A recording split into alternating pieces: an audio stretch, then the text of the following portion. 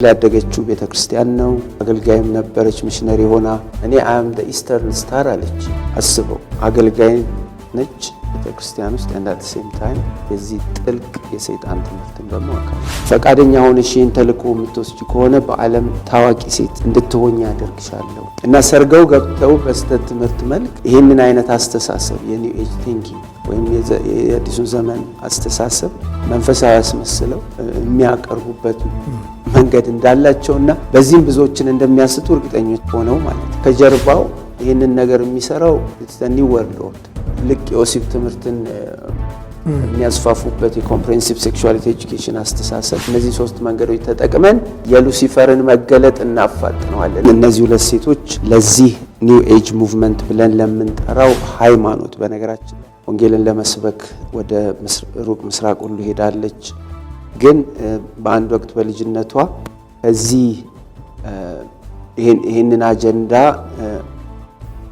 ይዞላት ከመጣ መንፈስ ጋራ መገናኘት የሆነበት አጋጣሚ ተፈጠረ። ማለትም ቤት ቁጭ ብላ 15 ዕድሜዋ ላይ ማለት ነው ቤተክርስቲያን ከመሄድ ቀርታ ቤት ቁጭ ብላ በነበረችበት ጊዜ ታሪኳ እንደሚጠቅሰው ዱዋል ኩል ብላ የምትጠራው ሰው አለ። ሰው ግን አይደለም፣ ስፒሪት ነው፣ ስፒሪት ጋይድ ነው እና መንፈስ ነው። ወደሷ መጣ በዛ በትንሽ ዕድሜዋ እና ተልእኮን እሰጥሻለሁ፣ ይህን ተልእኮ ለመፈጸም ደግሞ በቂ ዝግጅት እንድታደርግ ይፈልጋለሁ፣ በተለይ በራስን በመግዛት አቅጣጫ እንድትበስ ይፈልጋለሁ ብሎ ነገራትና ፈቃደኛ ሆነሽ ይህን ተልእኮ የምትወስጂ ከሆነ በዓለም ታዋቂ ሴት እንድትሆኝ ያደርግሻለሁ የሚል ተስፋን ሰጣት። ራሱን ሲያስተዋውቃት ከቲቤት አካባቢ የመጣው ከጥበብ አባቶች መካከል አንዱ ነኝ። I am one of the masters of wisdom from the Tibetan mountains። እንግዲህ በዛ አካባቢ ከሚሰራው አለቃ መንፈስ ብለን ነው እኛ የምንረዳውና ይሄ መንፈስ በነገራችን ላይ እንዲህ ብሏት ከሄደ በኋላ ያው ሰው መስሎ ነው፣ ወጣት ቆንጆ ወንድ መስሎ ጥሩ ለብሶ ነው የመጣው በዚሁ በቲቤት አለባበስና ተሰወረ። ከዓመታት በኋላ እሷ ጌታን ለማገልገል ወንጌልን ለመስበክ ሄዳ ከዛም ትዳር መስርታ ትዳሯ ፈርሶ ብዙ ነገሯ አልፎ ወደ አሜሪካ ከእንግሊዝ ወደ አሜሪካ በሄደችበትና እዛ ሴትል ባደረገች ጊዜ ተመልሶ መጥቶ ይህንን አጀንዳውን አንድ ባንድ ገለጠላት፣ በመጽሐፍ ጻፈችው። ወንጌል በጣም በጭካኔ የሚሰበክበት ብዙ ሂሊንግ ሚኒስትሪስ የነበሩበት በጣም ወንጌል በኃይል የሚሰበክበት ሪቫይቫል ጊዜ ላይ ነው። እዛ ላይ ሆነው እነሱ እንዳውም 2025 የሚል ሁሉ ነገር እንዳላቸው መጣለው ይሄን ልናገርና ቤተክርስቲያንን እንዴት አሰቧት ላልከው ይህንን የስተት ትምህርት በጣም የሚጣፍጥ አድርገው አቅርበውት ያው እንደ ሁል ጊዜው በየዘመናቱ እንደሚሆነው ይሁዳም ይህንን ያለው እና እንዳውም ቁጥር 4 ላይ አንዳንዶች ሾልከው ገብተዋል፣ ለፍርድ የተጻፉ ሰዎች ሾልከው ገብተዋል እና የአምላካችንንም ጸጋ በሴሰኝነት ይለውጣሉ። they change the grace of our God into a license for immorality እና ሰርገው ገብተው በስተት ትምህርት መልክ ይህንን አይነት አስተሳሰብ የኒው ኤጅ ቲንኪንግ ወይም የአዲሱ ዘመን አስተሳሰብ መንፈሳዊ ያስመስለው የሚያቀርቡበት መንገድ እንዳላቸውና በዚህም ብዙዎችን እንደሚያስቱ እርግጠኞች ሆነው ማለት ነው። በእንዲህ አይነት መሰጠት ነው ስራውን ሲሰሩ የነበረው እና አሁን መለስ ብለህ ስታይ አንዳንዱ ነገር በጣም ይገርማል። እውነትም ይሄንን ማለታቸው በወቅቱ ድፍረት ይምሰል እንጂ ዛሬ ፕራክቲካሊ በቤተ ክርስቲያን ውስጥ እየሆነ ያለውም ስታይ የክርስቶስን መምጣት የሚያፋጥን የቅድስና ሕይወት እየጠፋን በቅድስና ሕይወት እየኖራችሁ ጌታችንን መምጣት አፋጥኑት ይላል አይደል ወደ ጴጥሮስ ምዕራፍ 2 ላይ እና እኛ ግን አሁን የምናየው ብዙ ነገራችን ከዚህ ከኒው ወርልድ ኦርደር ከአዲሱ ዓለም ስርዓት አካሄድ ጋራ እየተሰፋ ነው። አሁን ያው በጥልቀት እንመጣበታለን፣ ግን ሶሻል ሚዲያውን ስታየው ፊልሙን ይሄ ሚዲያውን ስታይ ከጀርባው ይህንን ነገር የሚሰራው it's the new world order አዲሱ ዘመን ስርዓት ይሄ ነው ኮንትሮል የሚያደርገው። ጉግል በለው እነ ኔትፍሊክስ የምታያቸው ትልልቅ ጃይንት የሆኑ የዩቲዩብ ሌሎችም የሚዲያ ተቋማትን ከጀርባ ሆኖ ማኑቨር የሚያደርግ የሚቆጣጠር ይኸው ሲስተም ነው እና እግዚአብሔር ቃል ላይ መሆናችንን ትተን እግዚአብሔር ቃል ላይ መሰየማችንን ማጥናቱን ቃሉን ማሰላሰል መጸለይ ትተን ብዙ ጊዜያችንን የት ነው የምናጠፋው? አብዛኛው የቤተ ክርስቲያን ሰው ጊዜው ምን ላይ ነው የሚጠፋው ብለህ ስትል መልሱ ግልጽ ነው። እና በዚህ ሂደት ውስጥ ደግሞ ብሬን ወሽድ የሆነን አእምሯችን ለዛኛው መንፈስ ታልፎ እየተሰጠ እንደሆነ ምንም ጥያቄ የለውም። እና ህይወታችንም እንደ ቃሉ ሳይሆን እንደ ዓለም እየሆነ ዓለምን እየመሰልን የመጣ ነው። ስለዚህ ተሳክቶላቸዋል። ቤተክርስቲያን አንድ መድረክ ይጠቀሙበታል ማለት ነው። ትክክል። ኦኬ። ሌሎቹ ሁለቱ ደግሞ ሁለተኛው ሜሶኒክ ፍራተርኒቲ ይሉታል። የፍሪሜሰንሪ የሚባል ይሄ የድብቅ ድርጅቶች መካከል አንዱ ነው። ልክ እንደ ኢሉሚናቲ እንደሚባለው ማለት ነው። አሁንም ድረስ ያለ ነው። በነገራችን ላይ እንዳውም የአሜሪካ ፋውንዲንግ ፋዘርስ የሚባሉት ወይም መስራች አባቶች ጥቂት የማይባሉት እዛ ውስጥ እንደነበሩ ታሪካቸው ይናገራል። ማለት ክርስትናውንም ይህንንም አብረው ጎን ለጎን እያስኬዱ ማለት ነው። ፍሪሜሰንሪ ጥልቅ የሆነ የሰይጣን ትምህርት ነው። ልክ ጌታ ኢየሱስ ስሙ ይባረክ በቲያጥሮን ቤተክርስቲያን ያለውን ጉዳይ አስመልክቶ የጻፈው ደብዳቤ ነበር ለዛች ቤተክርስቲያን። ደስ ይለኛል ይህን ስናገር፣ ማለት ፐርሰናል ደብዳቤ ለቸርች ጌታ ጽፎ ማለት ነው። እና ነብይ ነኝ የምትለዋን ሴት ኤልዛቤልን ችላ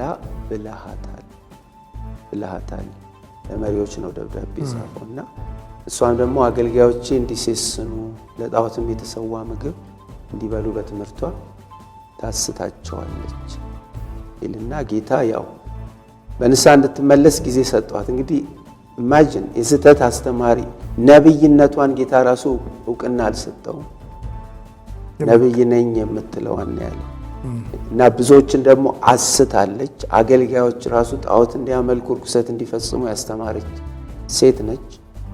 ግን የሚገርመው ጌታ ለንስሐ ጊዜ ሰጠዋት። ቸርች ውስጥ በጣም ኢንፍሉዌንሻል ፊገር ሆና ብዙዎችን ከእግዚአብሔር መንግስት አውጥታ ከሰይጣን መንግስት፣ እንዳውም የሰይጣንን ጥልቅ ትምህርት ለማትከተሉ ለአንዳንዶቻችሁ ብሎ ጌታ እዛው ዝቅ ብሎ ይናገራል። የሰይጣንን ጥልቅ ትምህርት ይዘው ቸርች ውስጥ የሚገቡ በነቢይ ስም አሉ ማለት ነው። በዚህም ዘመን የኢትዮጵያ ቤተክርስቲያን ትልቁ ተግዳሮት ይሄ ነው። የሰይጣንን ጥልቅ ትምህርት መድረኮች ላይ መስማት ማለት ነው። እና ያ ደግሞ ወደንም ጠላንም ከሃይማኖት ያስወጣናል። ይሄንን ነው ይሁዳ በቃ እንደ አደጋ መጥቶብናል። ስለ መዳን ልናወራ ፈልጌ ግን በቃ አደጋ መጣብን ሃይማኖታችን ላይ። እና ይሄም አይነት ፍሪሜሰንሪ እንዲህ አይነት ነገር ነው። የጨለማ ስራ ነው። ግን ብዙ ክርስቲያን ነን የሚሉ ሰዎች እኔ ፐርሰናሊ የገጠመኝን ነገር ነው እየነገርኩ ያለሁት። ማለት በአንድ የሜዲካል ሚሽን ላይ ከውጭ የመጡ የሜዲካል ሚሽን አገልግሎት ሊሰጡ የመጡ ክርስቲያኖች በፓስተር የሚመራ ግሩፕ እና እዛ ግሩፕ ውስጥ እንግዲህ ኬንያ ውስጥ ነው ሜዲካል ሚሽን ልንሰጥ ሄደን በጨዋታ መሃል በዚያው ቤተክርስቲያን ውስጥ አገልጋይ የሆነች ሴት ነች። እኔ አም ዘ ኢስተርን ስታር አለችኝ። አልገባኝም። ምን ማለት ነው የምስራቅ ኮከብ ነው? አልገባኝም ስላት አም ሜሰን ሜሰን ውስጥ እና ያለሁት እና አም ሜሰን እና ያለኝ ደግሞ የስልጣን ደረጃ ኢስተርን ስታር የሚል ነው አለች። አስበው፣ አገልጋይ ነች ቤተክርስቲያን ውስጥ and at the same time የዚህ ጥልቅ የሰይጣን ትምህርትም ደግሞ አካል እና እንዲህ አይነት ዲሴፕሽን ውስጥ ነው ቤተክርስቲያን መጨረሻ እየገባች ያለችው እና ያ ማለት ነው። ሶስተኛውና ደግሞ አደገኛው አካሄድ ሶስተኛው ተቋም ምን አሉ? ኤጁኬሽን ፊልድ የትምህርቱ መስክ ነው። ይህንንም በተግባር አይተነዋል። አሁን ግብረ ገብ ወጥቶ እግዚአብሔር ቃል ወጥቶ አባታችን ሆይ ወጥቶ በፈንታው ቡድሂዝም እና የሂንዱይዝም አስተምህሮ፣ ሜዲቴሽን፣ ዮጋ፣ ዘፈን በቃ ያለ አይደል ዓለማዊነት እነሱ በደንብ ስትራክቸርድ ሆነው ገብተዋል እና ለብዙ ክርስቲያን ተማሪዎችም በቃ ፈተና የሆኑ ነገሮች እንደሆኑ ማወቅ ይቻላል። እና ክርስቲያን ሆነው እንዲህ አይነት ልምምዶች ውስጥ ሜዲቴሽን ውስጥ የሚገቡ ልጆች ወጣቶች የገጠሙን ነው። በዛ ምክንያት የተለያየ ልምምድ ውስጥ የሚገቡ እና ሌላው ደግሞ ይሄ ልቅ የወሲብ ትምህርትን የሚያስፋፉበት የኮምፕሬሄንሲቭ ሴክሹዋሊቲ ኤጁኬሽን አስተሳሰብ አሁን ትምህርት ውስጥ ገብቷል እና አልፎ ተርፎ እኔ አምጌ ማለት በቃ በኩራት የሚነገር ቲክቶክ ተሰርቶለት የሚለቀቅ አይነት ነገር እየሆነ ነው። እኛም ሀገር ፋሽን ሆኖ ማለት ነው። ይሄ ሁሉ ከየት መጣ? ትምህርት ቤት ከሚመጣው አይዲዮሎጂ የተነሳ እና ጌይ ክለብ ምን እየተባለ ውስጡን እና ይሄንን መጽሐፏ ላይ ክሊር ላይ ያስቀምጠዋለች። እነዚህ ሶስት መንገዶች ተጠቅመን የሉሲፈርን መገለጥ እናፋጥነዋለን። ሁሌ ይህን ስናገር ልቤን የሚሰብረው በቃ ቤተክርስቲያን የጌታችንን መምጣት ማፋጠን ሲገባት በቅድስና የርኩሰት ተባባሪ የሆነች ግን የአንቲክራይስቱን መገለጥ እያፋጠነች መሆኑን ሳይ ልቤ ይሰማል። እውነተኛው ብርሃን ኢየሱስ እና ይሄ ደግሞ የጨለማው ገዢ ራሱን የብርሃን ልጅ ብሎ የሚጠራው ሉሲፈር ማለት ነው። እሱም ሃይማኖት አለኝ ዘ ማስተር ኮፒየር። በነገራችን ላይ ኮፒ በማድረግ ሰይጣንን የሚመስለው ኮፒ ፔስት በማድረግ በመኮረጅ ማለት ነው። እና ያንን ነው ሃይማኖት ብለው ያመጡት። እና ዓላማው ምንድነው? የኒው ወርልድ ኦርደር ክርስትናን ይሄን የክርስቶስን ትምህርት የክርስቶስን ሃይማኖት ክርስቶስ ሃይማኖት ያለውን ህይወቱን ትምህርቱን የእግዚአብሔርን ዘላለማዊ ሐሳብን ማስወገድ፣ ክርስትናን ከምድረ ገጽ ማጥፋት፣ አገራትን ከክርስትና ቀንበር ነፃ የማውጣት ተልእኮ ነው ይዞ የመጣው። ከምን ቀንበር? ከክርስትና። ስለዚህ ክርስትና እንደ ቀንበር ነው። እንደ ቀንበር ነው። እንደዛ ነው ክሊርሊ ስቴትድ የሆነው በእነሱ ማኒፌስቶ እና from the Judeo-Christian culture, freeing nations from the Judeo-Christian culture. እና ይህንን ለመተግበር ደግሞ 10 ፖይንት ፕላን አላቸው። እና ይህንን 10 ፖይንት ፕላን አንድ መጽሐፍ ላይ ተጽፎ አናገኘውም።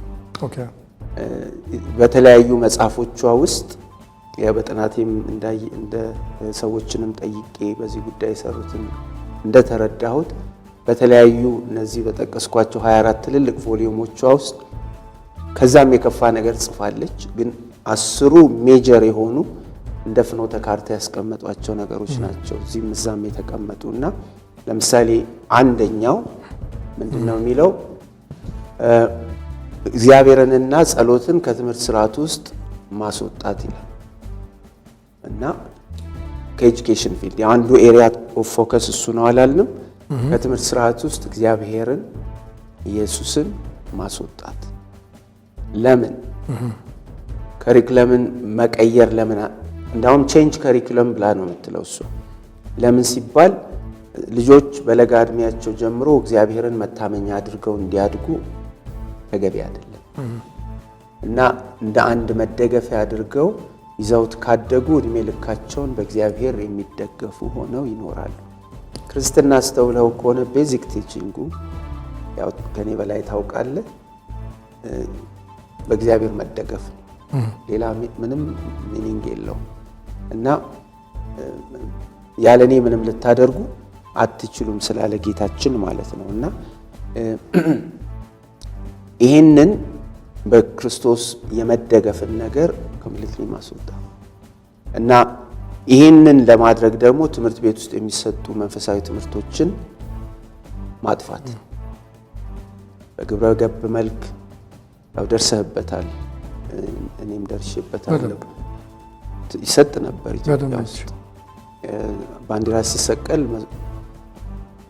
አባታችን ሆይ ተጸልዮ ነው ልክ ነው።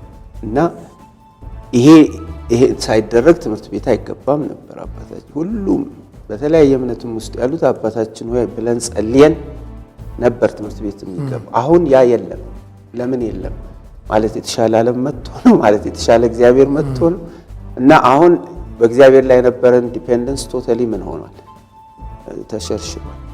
አይደለም ትምህርት ቤት እቤትም ውስጥ ብዙ የሚያስፈልገን አይደለም እግዚአብሔር ቢኮዝ ልክ እንደ ሎዶቅያ ቤተክርስቲያን ሁሉ አለ፣ የሚያስፈልገን ነገር ሁሉ አለ።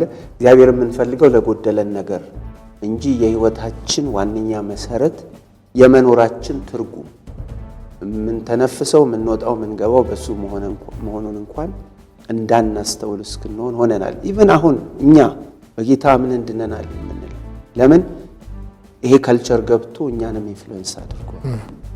እና ብዙ ሰው መጽሐፍ ቅዱስ አያጠናም አይደል ፓስተር? አያጠናም። እሱ አሁን ይፋራው ነው። ብዙ ሰው አይጸልይም ቤተክርስቲያን ውስጥ አገልጋዩም ራሱ መጽሐፍ ቅዱስ ማጥናት አይደለም ማጥናት ማንበብ አሁን 5% አገልጋዮች ናቸው ፕሮፐርሊ መጽሐፍ ቅዱስ የሚያጠኑ ብሎ አንድ ወንድም የሰራውን ጥናት ሲነግረኝ በጣም ነው የደነገጥኩ።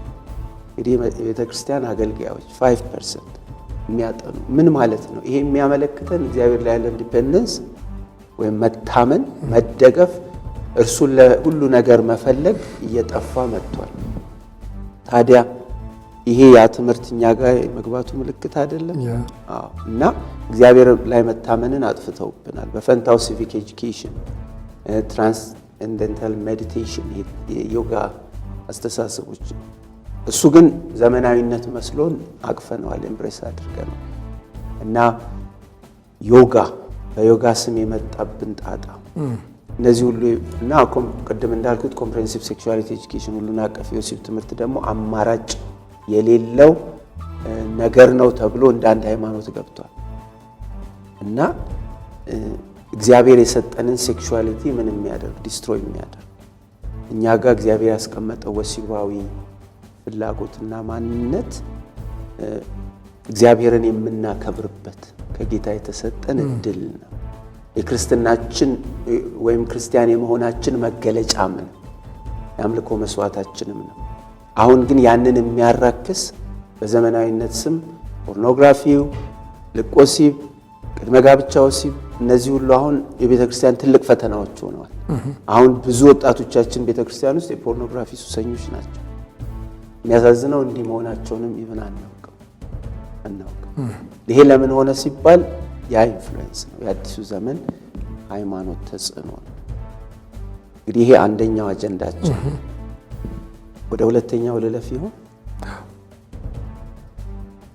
ሁለተኛው አጀንዳቸው በወላጅና በልጆች መካከል ያለውን ግንኙነት መበጠስ የሚል ነው። ለምንድን ነው ይሄን ይሁን ያለችው? አሊስ ቤሊ እና የእሷ ተከታዮች ወይም መንፈሱ የነገራት ወላጆች ለልጆቻቸው የክርስትናን ትራዲሽን ወይንም ደግሞ የክርስትናን ቫልዩ ወይንም እምነት ሴቶች ለልጆች እንዳያስተላልፉ በወላጅና በልጆች መካከል ያለውን ድልድይ መስበር ነው። ቢኮዝ ጠላታቸው አሁንም የክርስቶስ ትምህርት ሃይማኖታችን ነው ጠላታችን። እና እኔ ቤተክርስቲያን መቼ ነው ሴሌብሬት የምታደርገው?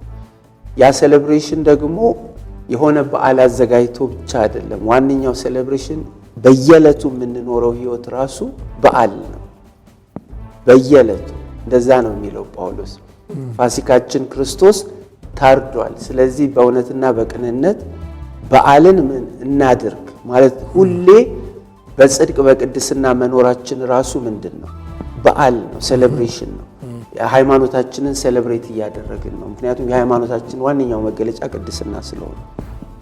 እነሱ ግን የልጆች ነፃነት በሚል አሁን መንገዱን ሲያስቀምጡልን ምን ብለዋል? ፕሮሞቲንግ ኤክሴሲቭ ቻይልድ ራይትስ፣ የልጆችን ልቅ የሆነና ገደብ የለሽ ነፃነትን ለልጆች በማጎናጸፍ የፈለጉትን እንዲያደርጉ ድል በመስጠት ይህንን ብሪጅ ወይንም ቦንድ ወይንም ትስስር መስበር እና አሁን የልጆች መብቶች ሲባል ብዙ ዘመን አልሰማም። በተለይ በዩናይትድ ኔሽንስ እና ኤጀንሲስ አማካይነት እውነት ነው ለልጆች ጥንቃቄ ጥበቃ ማድረግ ያስፈልገናል።